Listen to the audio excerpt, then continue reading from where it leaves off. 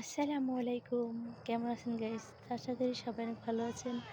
আলহামদুলিল্লাহ আমিও খুব ভালো আছি। তো আজকে সারাদিন খুব ব্যস্ততার মধ্যে ছিলাম।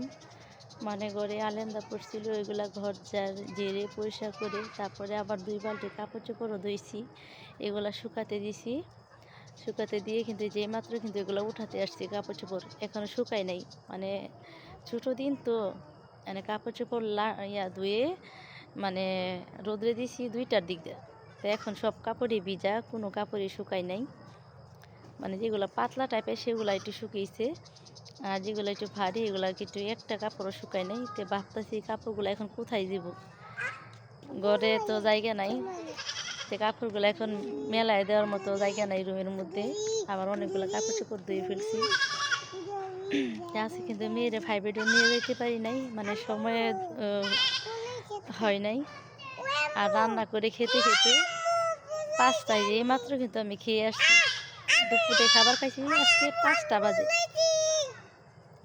তো ৫টা বাজে দুপুরে খাবার খাইছি, আগে রান্না করে মেয়েরে খাইয়ে তারপরে আমি খাইছি। খেয়ে কিন্তু যেইমাত্র বাহিরে আসলাম।